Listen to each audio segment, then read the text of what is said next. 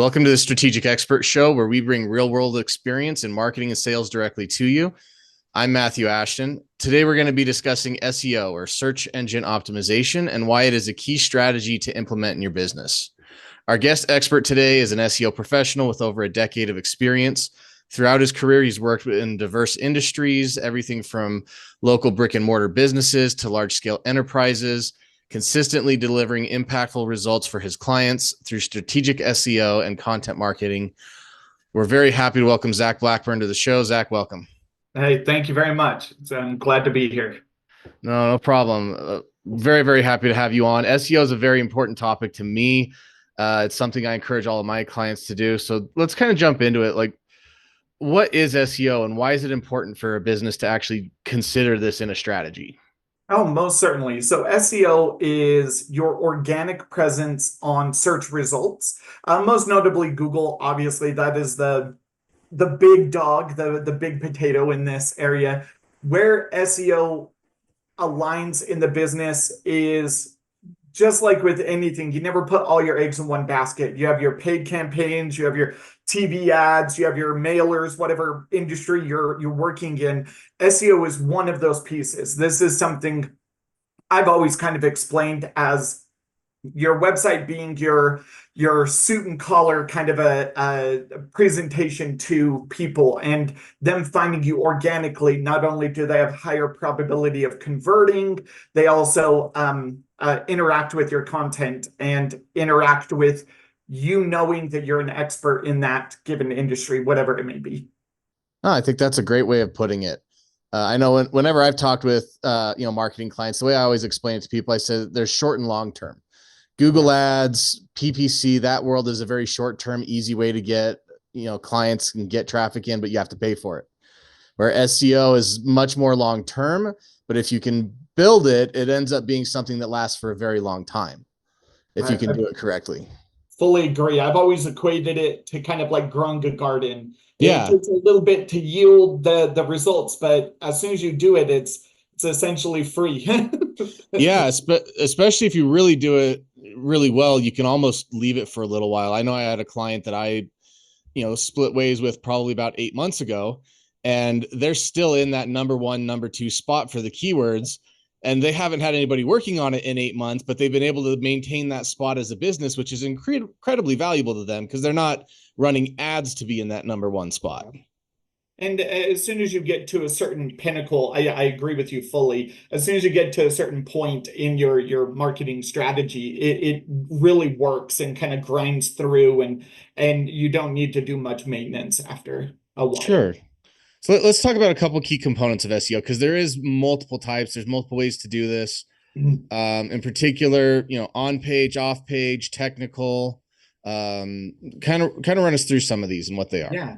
So the way I've always equated it, I equate SEO into three factors. So there's on-site, off-site, and website. So your on-site is the things that your clients can see that's visible, videos, infographics, whatever else you utilize. So it's something that's tangible, kind of in their face. The offsite is your backlink portfolio. Think of it kind of like your clout online. Okay. How much authority and weight does your website provide to the internet?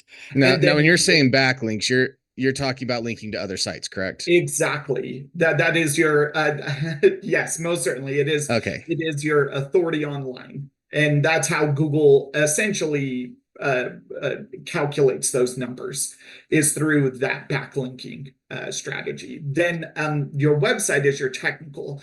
This is where your website being able to crawl and be indexed properly by search engines and then therefore users is incredibly paramount. So when you're looking at your website, how is your site structure laid out? How's the navigation? How is internal linking? All of these things play a major factor into the your overall performance on your website. Okay. Yeah, that's really, really key. I've certainly come across people where their sites aren't crawlable, or, their robot.txt file is blocking the robots from getting in. And, that can create certain problems, I think, when they're trying to rank.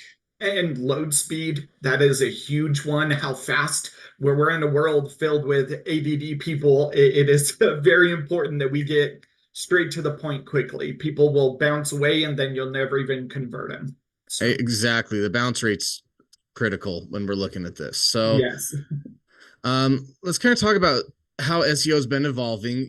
These algorithms change all the time. Certain things have evolved. And I think it's funny you bring up backlinks, because I've seen a lot of people posting lately, oh, link building's dead. And I'm like, no, it's not. I really don't think it is. Wow. They've been saying that for years, actually. That's been a very common trope in the industry, is that backlinking's dead. It's not quantity now, it's quality. So Yeah. the way that I actually develop my strategy is following a very similar to what Brian Dean from Backlinko did, Okay. where he goes through and provides outreach opportunities to vertical specific websites that are relevant, topical, valuable, have traffic, and are not from these link building farms that are made from India or wherever. Yeah, I've certainly run into those multiple occasions where I have to go in and actually work through. And maybe we could talk about this, toxic backlinks, because I've had to deal with these a lot lately. That I've seen a lot of like Russian websites and things like that linking back in. So how does that work, and what's that affect the SEO? Yeah, in my professional opinion, that there's always a natural amount of toxicity you're going to get, because you can never control 100% who links to you. That's just Sure. not the way the internet works. Right. But if you end up finding, I had a client a while ago who was utilizing a wide variety. They worked in multiple countries, and we did an analysis of their entire backlink portfolio, and 95% of them were from Chinese websites that were not in English, that were not valuable and not relevant, had no link authority, things of this nature. So It's not going to be their clients. exactly. So always try to go for industry specific. If you're a plumber, there is you look at things from the vertical. So like homes, you can it kind of fit in. If you're a plumber, HVAC would also be very similar to that area as well. So you try to find something that's close to what you are. And when you're looking at your backlink portfolio, there's always backlinks that you can do the analysis, get an expert, obviously, to be able to help you through this process. But what it is you find these backlinks that are toxic, that have been flagged by Google, and you want to make sure to remove those through Search Console. Okay. No, that's really, really good advice, especially on the backlinks. Let's kind of talk about, this has kind of been a new thing, and I've certainly seen a lot more people marketing this, voice search and optimizing for mobile first indexing.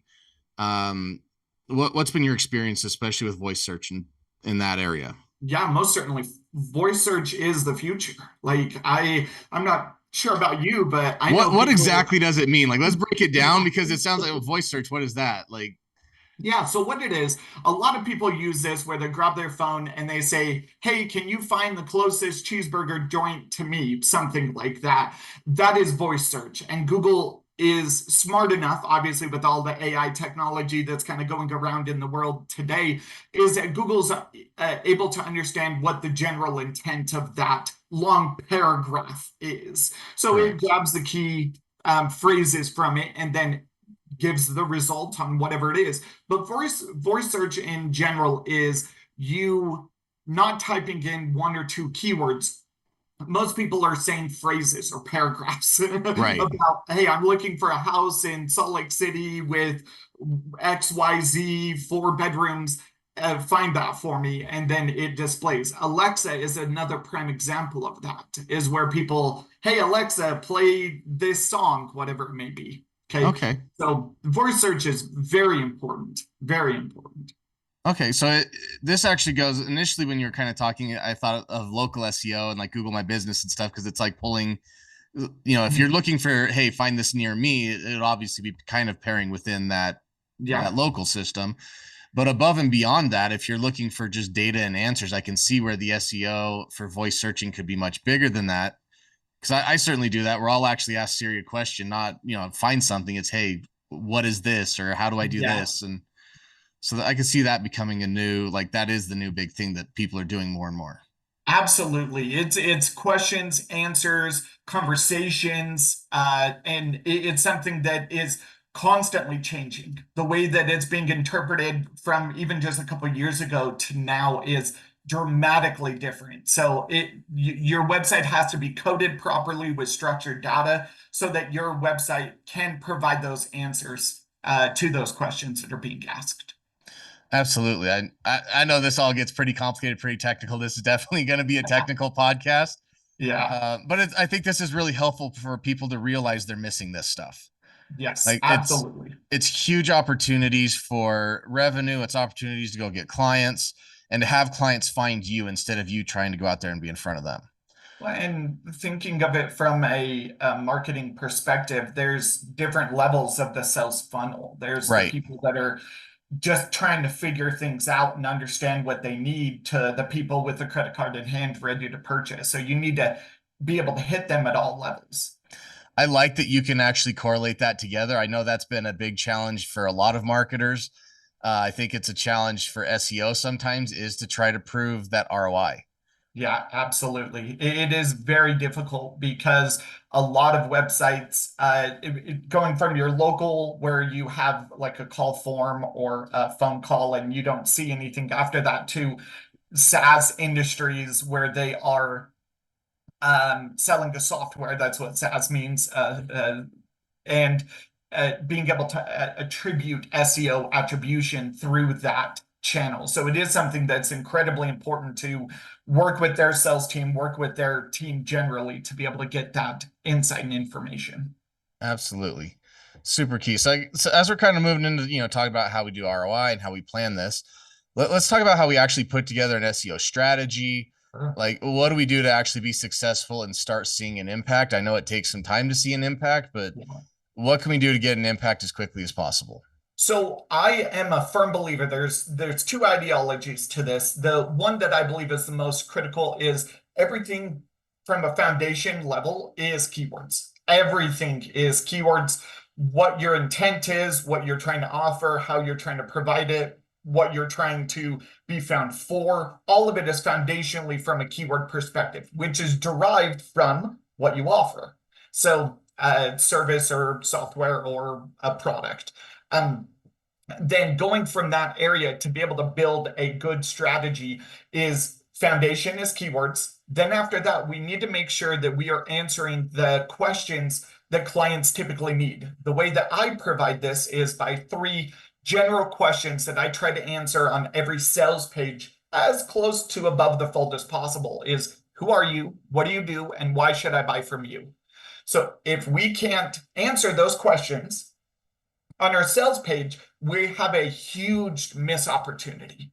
Yeah. We need to make sure that if we're a plumber, I know I keep on using them, if we're a plumber, that we're telling them that we have the expertise, professional know-how. If we're selling on Amazon, or if we're selling products or e-commerce of any capacity. I had a client who was selling cat litter. This is something that you need to make sure that your product is there, why it's valuable, and why someone would want to spend the money to purchase your product.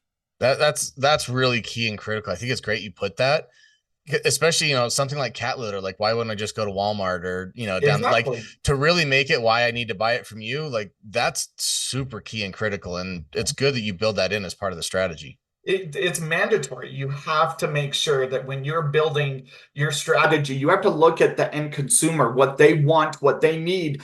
I try as hard as I can to put myself in that position. I've had cats. I know what cats want. Yeah. So it's something there. But then you look at it from, I have another client who works in the fitness industry.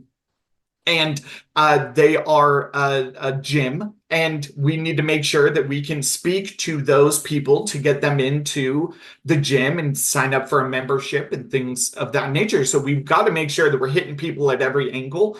And that goes back to that funnel. We need to make sure that we're hitting the people that don't know what they need, but they know they need something. Right. To those people that are ready with a credit card in hand. So from a very top level, I would focus on your keywords, focus on either your persona, your content pillars, whatever sets you apart and makes you unique, and then build the website from there, making sure that the website has those questions answered. Perfect. Yeah, the unique value proposition. Yeah. Did we lose you? There we go. We're Nope. good. Okay. had a brief interruption, but we're okay. We're back. Let's kind of talk about keywords because that is a broad topic. Yes.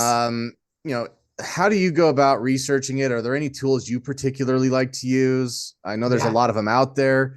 I've tried a few myself. So, you know, how would you go about determining what keywords are the best ones to go after? Most certainly. That's a very great question. That's the foundation. So if we can't do the keywords right, everything else crumbles. So Correct. we need to make sure that we do it right. So there's a few things. How I do keywords, I'll take 1 minute to explain that briefly, is I build out the service, the product, the offering, whatever it is, into buckets, either by features or the actual product itself. And then I build them out from there. So let's use the cat litter example. Sure.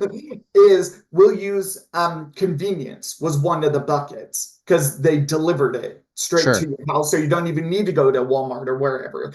The next piece that we focused on was how it actually helps the animal. So one of the major points with this product was the fact that it used a very specific compound that actually told you your cat's health. So if they were sick or something like that. So that was another key factor. So when you're building it out, build out your foundation, make sure that you understand your product and the offering, and then the tools that I use. Obviously, I'm a firm believer in going straight to the horse's mouth.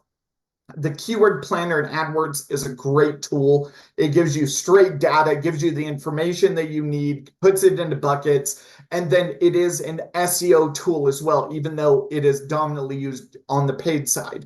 One of my favorite tools, though, is SEMrush. I believe that is one of the best tools out there. It helps with technical, it helps with content, it helps with your social campaigns, it helps with your keywords, and you can do keyword clusters and buckets from your competitors as well. So that is one major tool I would strongly recommend.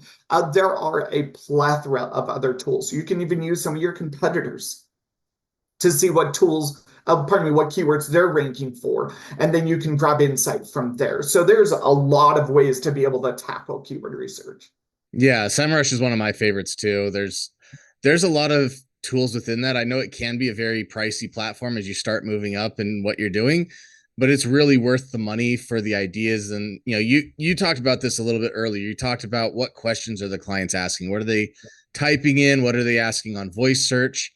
I think that's really key and critical. And I think a lot of businesses forget that sometimes. I've certainly seen it with my clients. You know, where they get really tied into what they do. They know what they do really, really well. Yeah. And they don't correlate it to what their clients are looking for. Lawyers are guilty of this all the time. All the time. Where they love to use big words, Latin phrases, litigation, like things like, I'm like, no client searches litigation. They search, can I sue somebody? You know, I got a DUI. Like they're not looking for a criminal defense attorney for DUI. They're just looking for, I need a DUI lawyer. Like, yeah. I think these are really key to actually pull that stuff. And I know SEMrush is critical for finding that information. Yeah, you have to make sure you meet your client where they're at. Yeah. You don't want to get too technical and too in the weeds with jargon that's industry specific. You want to make sure that you can hit people at every level, and that's intelligence level as well. And sometimes you have to kind of dumb it down a little bit to help people along. Sometimes I worked in the medical field for a long time. You have to increase that skill level and make sure your content matches such. Yeah, exactly. I think wasn't it Einstein that said that if you can't explain something simply, you don't understand it. Yeah, exactly. So Exactly. we want to make sure we can do that and make sure it's accessible to everybody, because that way you increase your client base. If you're only to the very small few people that can understand what you're saying, then you're just not going to grow your business. Exactly. Okay, so so we've built up some keywords, we've built up some questions and some things. So we've got this idea. How do we then go about adjusting the content or the on-page SEO from that base that we've done? Yeah, most certainly. So with the keywords, there's a helpful tip. I'll give it to you. Every page is isolated to itself. So you treat it as though it's its own book. So every page has to have their own meta title, meta description, and H1 that is unique to them without it duplicating from another page. So if you're selling cat litter, you can't have 5 different pages where the primary keyword is cat litter. You would have to have variations of them. But when you're looking at your content, there is no magic number. This is a very common mistake that people make, is that they believe there has to be a set number of percentage of keywords placed in the content. That is false. That is not true. Do not do that. That's wrong. Well, that's interesting, because I've seen Yoast specifically puts in that they want to see it at least 3 times in the content. Yes, wrong. What it is, and Google has said this and has said this for years, what is useful for your client to get the point. So make sure that your content explains the product, the service, and the offering without fluff. If you could do that in 200 words or 2,000 words, do it. There is no magic number to determine how many times. Do you want to have the idea and the concept of the keyword? Absolutely. Yeah. That's the whole point of the page. But making it to where it is John Doe went to the plumber store in Salt Lake City. Like, that doesn't work anymore, and it hasn't for a long time. Make sure your content's relevant and topical and valuable. The algorithms get wise to this. Exactly. And users hate reading this stuff. If it's already hard enough for people to read content, don't make it sound like a robot wrote it that doesn't understand what they're saying. The next piece is metadata. This is stuff that is behind the scenes in most circumstances. Most people can't see this unless you're in the search results where you see the meta title and meta description. But all of the other stuff is more coded in the back end. This is where the developers are going to come in and help. At SEO will obviously be the guide and the director of it. But your metadata is so important because it is conveying exactly the topic of the page. That's where your H1 is typically above the fold. It's brighter. That's why it's designed different in the CSS. It also makes it to where it is more valuable for your users at the end of the day, because they land on the page. Yet again, the who are you, what are you doing, why should I buy from you is present in that header tag. The next part is some of the other stuff. We were talking about structured data or schema, which is marked up code where Google may not fully understand a 10-digit number, maybe a phone number. We code it and tell them it's a phone number. Right. So your phone number could be visible. Same with your address and author, and there's a variety of other ones at schema.org that you can find. But that is how we build those that content there. The maximum amount of content, I get asked this question a lot. How much content? Well, what's the goal? How much should I go towards? Yet again, there's no magic number.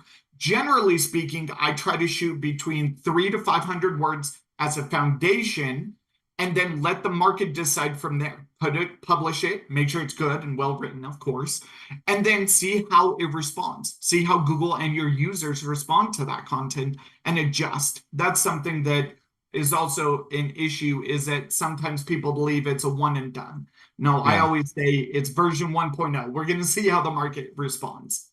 Sure, and that's something you can change over time too, as algorithms change. You can. I actually came across this recently. I was reading some new SEO articles, and they were actually recommending, before worrying about new content, go back and re-optimize your old one.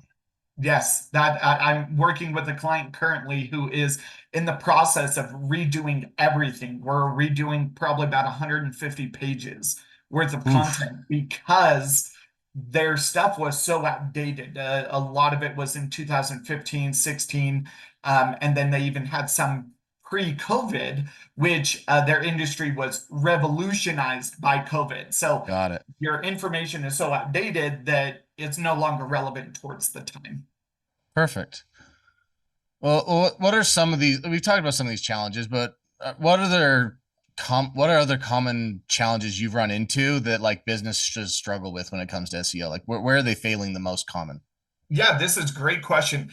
Is because they don't see immediate results, they think it's not working. That is a very common mistake. That is the biggest one. Yeah, that is the biggest one.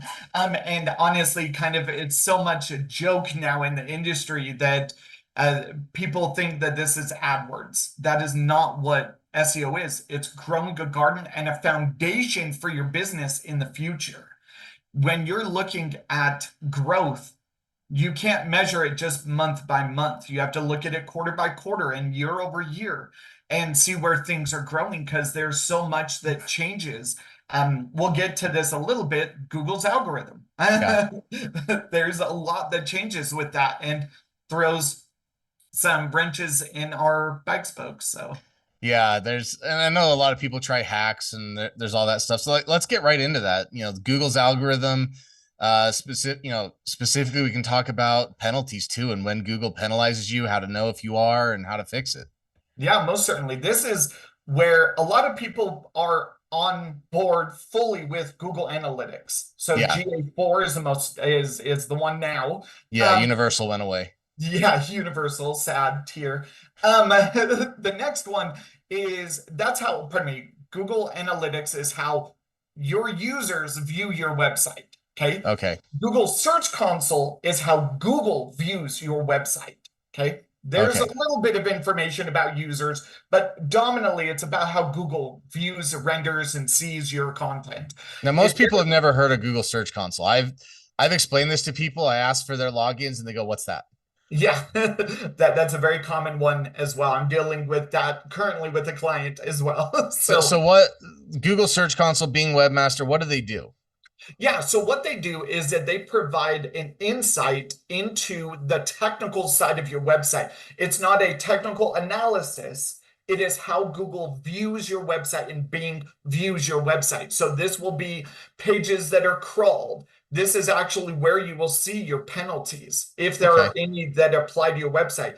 This is where you'll see your backlink portfolio directly from Google, saying these are the backlinks that are actually on your website. A lot of tools grab other various things, but these are the ones that are Google sees.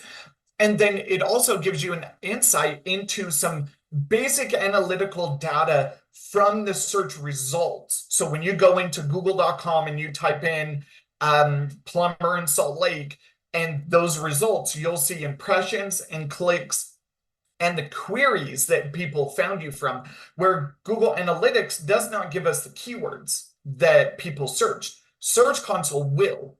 That's really, really helpful, especially for rebuilding some of that foundation, because you can add stuff in. Absolutely. And it gives you the data so you can see comparisons from it. Since it is a tool that is controlled by Google, even if you sign into it now and you've had your website for over a year, it actually collected the data over that year. So you don't start from scratch. You start from when Google found you. Right. Which is very important, which is such a good thing and a bad thing, because then it makes it hard for people to realize the value of it. When it comes to the penalties, though, you'll see a lot of that in Google Search Console. So if there's ever a time you see your rankings just plummet and people to your website going away and sales gone, more often than not, you'll probably see something in Search Console. Yeah. Okay. Now, you kind of briefly touched on this within Google Search Console of when Google's found you. And because I know if people don't know, there's bots that crawl the internet all the time. Google is constantly looking for new updated information, new sites. The bots are scrolling the internet. My understanding of Google Search Console was it was kind of a way for us to go to Google. Instead of Google coming to find us, it was our way to come say, "Hey, we're here." Yeah. And a strategy I was always taught was that the sitemap should be updated in Google Search Console pretty regularly. How do you feel about that? Honestly, that is the foundation. I'm glad you bring that up. It goes a little bit technical, but we'll bring it right back. Sure. Your robots file is the first thing that's indexed from Google. That's the rules that Google follow on your website. You tell it to crawl pages and not crawl pages. And you also give the location to your sitemap. So it goes straight there. As soon as they find it, they know exactly where to go. And then they see your entire sitemap, which is valuable. Right. Where you go in Search Console to be able to see this will allow you to see what pages are indexed, when they were indexed, why they're not being indexed, And it also gives you information about your structured data and things of that nature. So it tells you if you've gotten impressions for particular terms or keywords or phrases.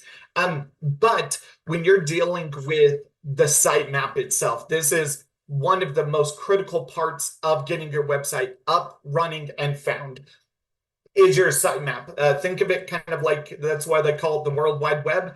You want everything connected, and a Right. site does that, and it provides it straight to Google. So instead of Google going from page to page to page, it goes one page and then just sends all the bots and crawls your website.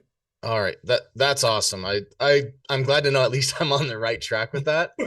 And I agree with you. It is slightly technical. I think most owners don't even know what a robot TXT file is, but it's something that's very, very valuable when you're looking at these bots and these search engines trying to crawl through their site and know what it is. This is the main important reason to get an expert there with you to be able to walk you through these steps. Yeah, it's highly technical. I have my own team who does it because I don't even want to touch it. So what strategies could a business owner use to stay ahead of their competition when they're looking at trying to beat everybody in SEO? Like trying to rank for those top positions is a battle. Yeah, so the way that I believe, I'm going to try to condense it really quick.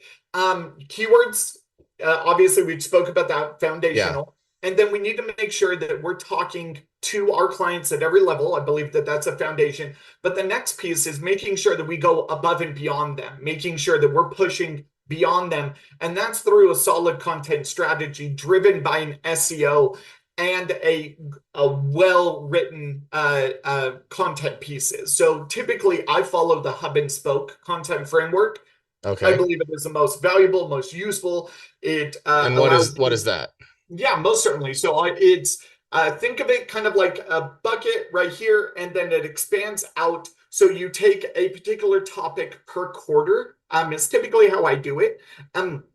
So if we're dealing with cat litter, I'll use that example, is that you will build a content piece around the health reasons, and then a hub piece is typically longer. It has infographics, videos, longer form piece, and it answers a couple questions that are overall arcing towards the main topic. And then they expand and break out into individual buckets. That so a prime example, one of the reasons to get the cat litter is that it's eco-friendly. That was one area, okay? Right. And another piece to it is that there's no dust. That was another major piece. So you didn't have all that particles. And then it's odor control. So that was another piece. You would build a piece of your hub that expands upon and talks about all of those individual pieces that are in a larger bucket. And then it gives you keywords. It entices your users. You can use it through a variety of different channels. So it's not just an SEO play. It's an email, it's a social, it's a few other areas. So you could get everyone involved. And then you make sure that the pieces all inevitably lead to the sales page, which then can provide more end conversions at the end of the day. Where you want to make sure your content is pushing is the areas in which you're lacking. So if you have all your foundation, so who are we, what do you do, why should I buy from you, and you have that, there's other areas that could be more technical, that could be more targeted, that could be more unique to your industry. So another prime example with the gyms, one of the content strategies that we deployed was around the health that is provided not just physically but mentally as well. So we were targeting a very unique subsection of content that was derived towards a very particular industry, especially post-COVID, where a lot of people were having a lot of mental issues. This was a great way for us to be able to bring them back and get them back to normality. Awesome. That's really, really cool. You kind of touched on this a little bit. We've actually touched on this a few times throughout this podcast of content readability. And we've talked about some of the other tools you can use, SEMrush. There's some other ones out there, SpyFu, things like that. This all kind of transitioned to something I wanted to ask you about, which was, how do you feel about AI in the SEO space? Yeah, this is a really hot button topic right now. Honestly, it is. I believe that there's twofold that's going to happen from this. We're going to get a smarter search engine that's going to be able to provide more users, more value, more information, more growth in that area. The area where I believe that this is going to be a hot button take is that a lot of people believe that AI is going to take over SEO. I actually don't think that that's going to be the case, and I'll explain why. The reason why I don't believe it's going to be the case is that AI grabs from websites that already have the information. So Right. it's not providing net new information. So if all of a sudden today everyone stopped blogging, AI would not have anything. Correct. So AI needs SEO and content and companies to produce content. If they don't, they will not be able to provide new information to people. Where I believe that there's a blend, because there's going to be a blend. Google does this all the time. It first takes a radical stance and then it kind of slowly merges it down. One prime example of this is that when in the local, it was probably about 10 years ago or more, is that we had 10 results in the local pack. And now Okay. we have 3. They first did the carousel and then they did, I think it was somewhere in the ballpark of 15 or 20. And then they removed it down to 3 because they know that's the optimal level. Okay. Right. That's going to be a very similar integration within AI where there's going to be a subsection, maybe of some questions or answers that are very unique, like WebMD type things, where they're already doing this, to where someone is trying to buy a product, that one has to be a lot more old school search engine where it's just going to be straight to a product, maybe Google's product section, but it can't be very much different.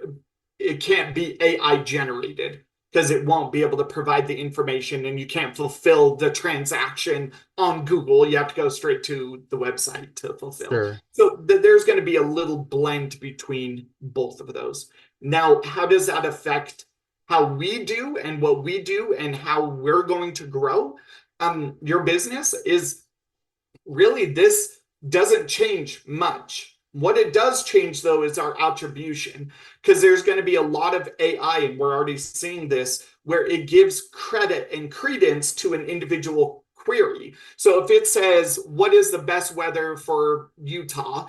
It's going to say, according to utah.gov, this information. So it's Sure. giving credence to it, where in the past it was just a small blue link that you had to know that that was the website. Google's now physically telling you Where it's according coming to from. X website.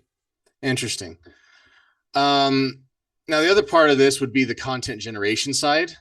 And Yes. I'm curious your opinion on this, if you think the algorithms are going to start penalizing it. I know Facebook's already taken this into consideration where now if you're doing AI images and stuff, you're supposed to actually check mark that it was generated by an AI. Yeah. Do you think the Google algorithm is going to start looking at articles? Like, how are they going to be able to tell that an article was AI generated? Are they going to penalize that stuff? Yeah. So there's a very common kind of structure to how AI content is generated. A very common one at the very end of almost every paragraph, it says in conclusion, and then it gives that. So that's a very common, like, red flag right away. Even if you do this naturally, I would probably steer away from it because Google's looking at those So start signals. avoiding terms like that. Yeah, exactly. Get out of your high school English is what you're telling me. Yeah, exactly. One of the ways that I believe that AI helps is that it can help you build the skeleton. I know as a writer, one of the hardest issues is writing down the first paragraph, first sentence. Is that it's like, what do I start? How do I start this? So I think AI is going to help our writers be able to be more efficient. Instead of taking 2 hours to write, it could take them 30 minutes because they're able to compile everything, put it together, and then add their own voice to it.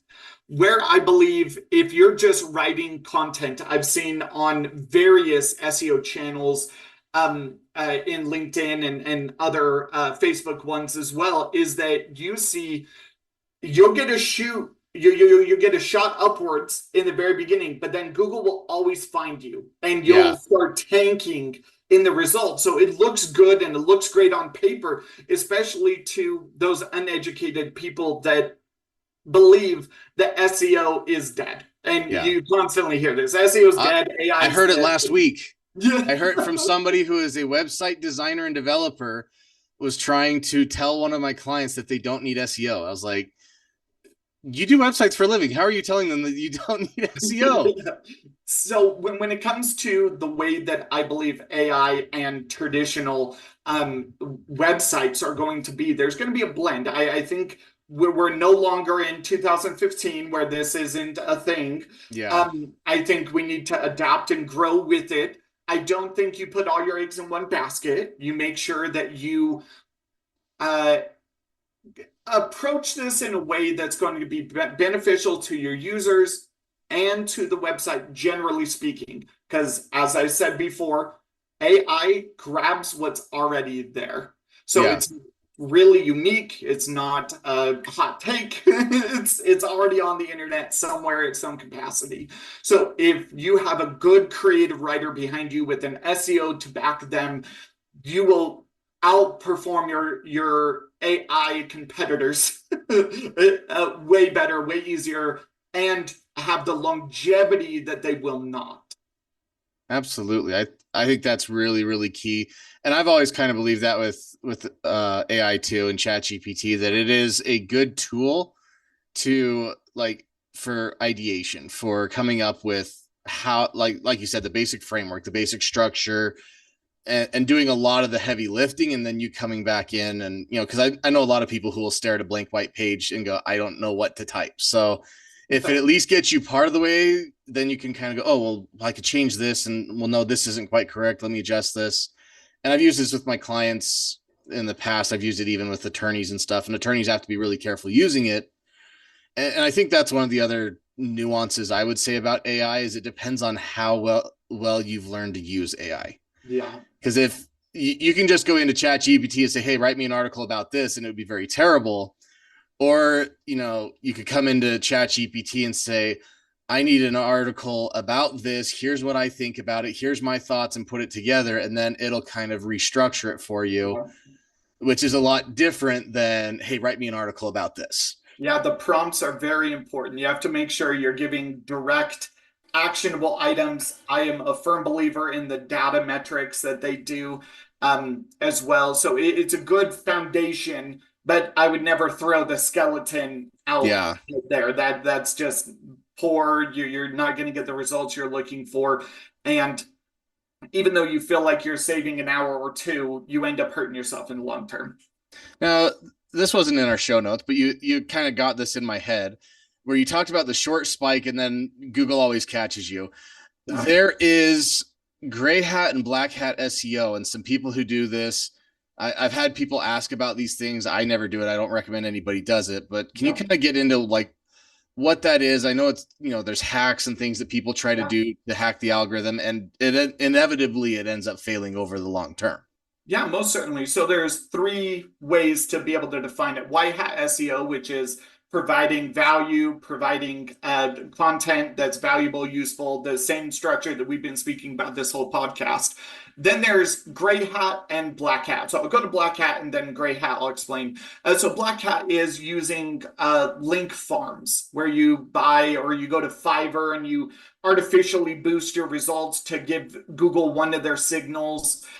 Black hat is seen as, and there's developer things, which is called masking or cloaking. Masking is where you take an image, excuse me, and you put keywords behind it. So it's not visible, but to Google, when it crawls it, it sees it. It sees that, which is incredibly bad. It's bad user experience. It is not entirely ADA compliant, so your website isn't up to scuff if it were.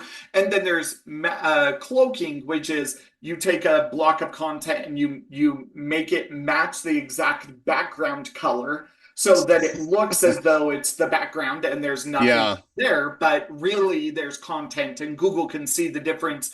Those will hurt your website, most certainly. Yeah. And So the reason Google sees it is Google's not looking at what the site looks like from a visual perspective. It's not like us looking at it with eyes. It's mhm. looking at the structured code, and the code shows the text, which is why these people try to do this. Like, it's not illegal, but it's not advisable for sure. Exactly. And you will get penalized for it either through actually recently Google started handing out actual manual actions again, which is so surprising. Before they would just devalue the website. So you would see an upward trend and then your website would go, whoo. So it is something that's very unique now. Google hasn't done that in probably 6 years or more, where manual actions are getting a lot more prevalent. But back to the black hat tactics, is that what you're doing is you're cheating the game. And Right. that's exactly what it is. You are hurting not only your website, but the industry overall, because you are not doing things the right way. And that there's a natural right way to do your website growth. You can't go from starting your company yesterday to being Amazon Right. tomorrow. Like that's just not the way the world works. But when you get into gray hat, this is where things are kind of a little muddled, where you see something work and it works for a long time, and then Google's algorithm comes out and then penalizes you really hard. So one of the ways that I worked with a company many years ago that would do content spinning. What Okay. that is that they would take a piece of block of content and then they would throw it into this algorithm and it would throw out thousands of variations of those pages.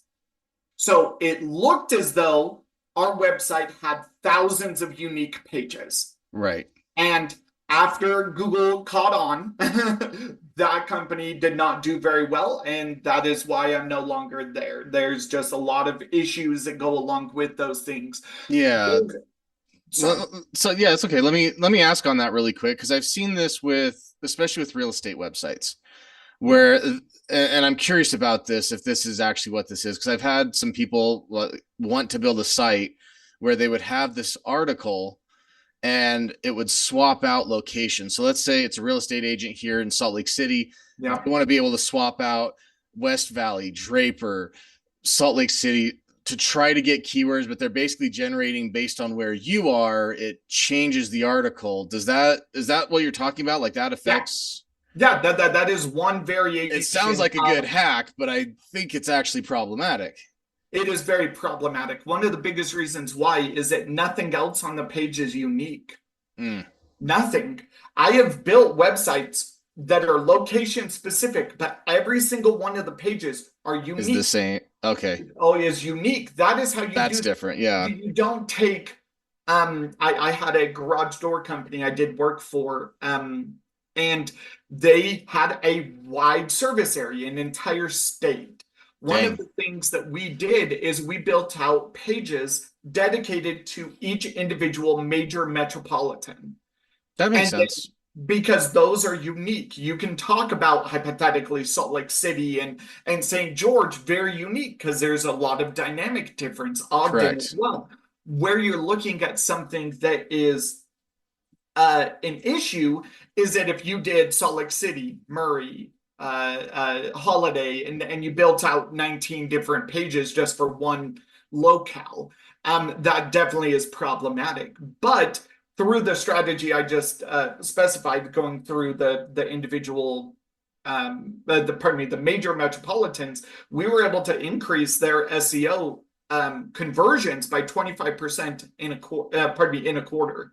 So that is monumental numbers. And then it stretched out over the years. So at the end of the year, they saw it was roughly around 17, 18% organic growth conversions. Fantastic.